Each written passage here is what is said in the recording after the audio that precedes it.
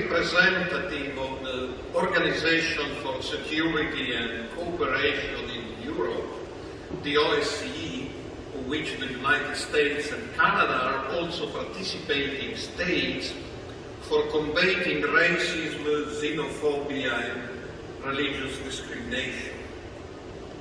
And they organized a conference in Rome, attended by representatives of some 50 countries, that adopted the Rome model.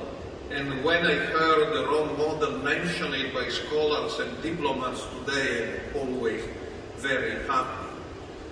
The Rome model posits that religious prejudice operates in three subsequent stages. Intolerance, which is a cultural phenomenon. Religious minorities are slandered by the media and culture. Discrimination. Religious minorities are attacked through laws and administrative measures.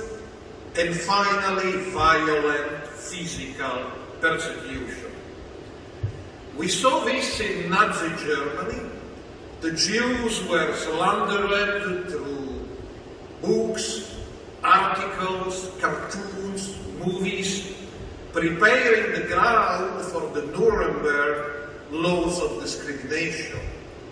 And when even these laws were regarded as not effective enough, Auschwitz following. We can't believe that intolerance is less dramatic than persecution, but we need to stop prejudice at the level of intolerance. When persecution comes, it's just too late. So very shortly I will mention three contemporary features of intolerance. The first is labeling, particularly through the use of the word cult or functional equivalent such as sect in French, secta in Russia, seijiao in Chinese. Scholars of religions have long established that in reality there are no cults. Cult is just a label utilized to stigmatize and discriminate against groups powerful lobbies do not like. Of course, there are criminal religionists and criminal religious groups, both within mainline traditions such as pedophile priests or terrorists who abuse the name of Islam, and within new traditions. But using the word cults doesn't solve any problems and only confuses the situation. Second, intolerance today works often by accusing groups labeled as cults to solicit extravagant donations, having an excessive interest in money, or avoiding taxes. In some cases, these accusations are false.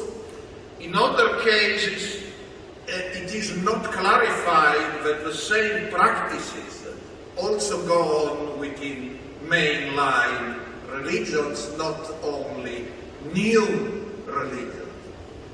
But accusations that donations are collected illicitly and of tax evasion are a powerful tool of discrimination, as we have seen throughout the world, in cases involving, for example, the Jehovah's Witnesses and Tai Chi men. Third, and to me most alarming, we are witnessing today the kind of confidence trick card sharpers utilize in country affairs. You know, when the cards are switched very quickly, the card on the right goes to the left, the card on the left goes on the right.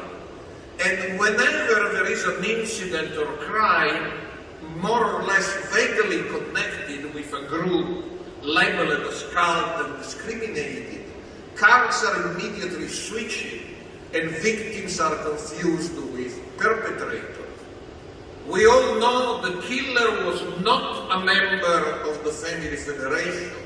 The killer hated the Family Federation with a vengeance, and even planned to assassinate Mother Moon.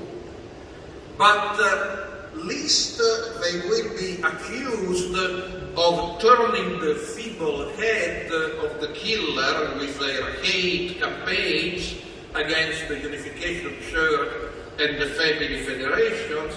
The greedy lawyers we just heard about in previous speeches immediately call press conferences and switch the cards and tried to change the process of the killer and the process of those who inspired him into the process of the victims and the process of the Unification Church and the Family Federation. We should say it very clearly. We will not tolerate this. This cannot be tolerated, just as we cannot tolerate when a woman is raped, that somebody says perhaps it was her fault, perhaps she was dressed not conservatively enough. And here it's the same phenomenon. Let me say this very clearly, it's not a mistake. These people are not simply wrong. These people are aiding and abetting those committing hate crimes. Now, the victims, in their shock, sometimes they simply say, look, I'm the victim, somebody switched the cards, I'm not the perpetrator. This is understandable and true, but it's not good enough. The victims should name and shame the card sharks and those who try to change the reality, and we should help them. And it is possible to help them. Some of my friends and I, we succeeded in recent incidents in changing the narratives through scholarly studies, white papers, and the daily magazine on religious liberty, Bitter Winter. I started in 2018, mostly about China, but now with an international session. I believe the help is possible, and to Mother Moon, who suffered so much for slander during all her life, to the many who consider themselves children of Reverend and Mrs. Moon, and to all of you who have been slandered, persecuted, and discriminated. I believe from this conference a clear message should be launched. You are not alone. Your fight is not alone. We will fight with you, and eventually we will win. Thank you.